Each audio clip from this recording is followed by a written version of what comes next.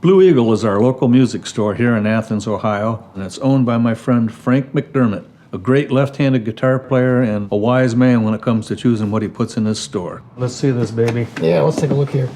A while back, Frank bought himself a 1991 Gibson Lucille that someone had converted to a left-handed.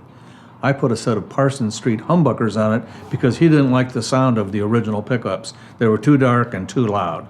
I'm wondering if you might be able to put the covers from the old pickups on there so it'll match the rest of the hardware. I can put this one on the neck because the pole pieces will match.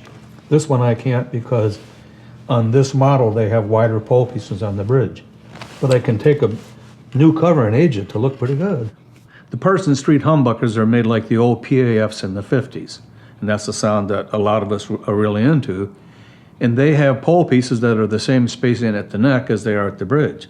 Sometime in the 80s, I guess, Gibson made some overwound humbuckers.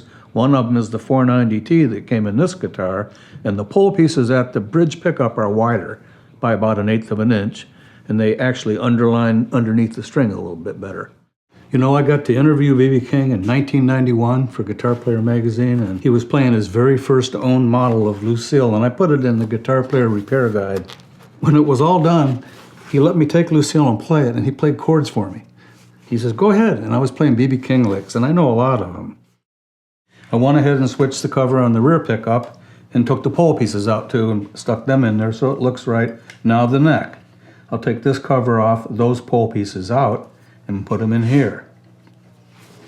I like to cut through that solder with a little thin Japanese saw that cuts on a reverse pull.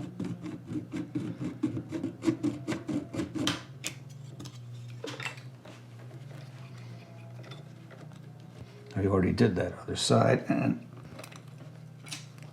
here we go. If you look at this, you'll see a lot of wax. That's because these newer pickups are wax potted. The old PAFs weren't. I'll just heat that old cover up and let some of that wax seal the joint.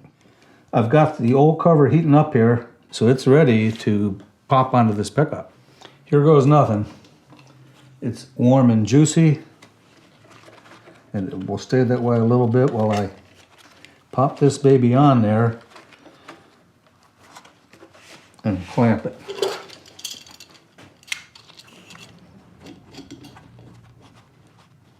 Just long enough to seat down in there and that wax to set. It's a little bit clumsy doing this with the pickup in the guitar, but I'm not going to unwire it just to do this. I've got a big spring clamp pressing the cover in on the side and a bridge clamp pushing the pickup down. And all I have to do is come in there with the iron as hot as it goes and just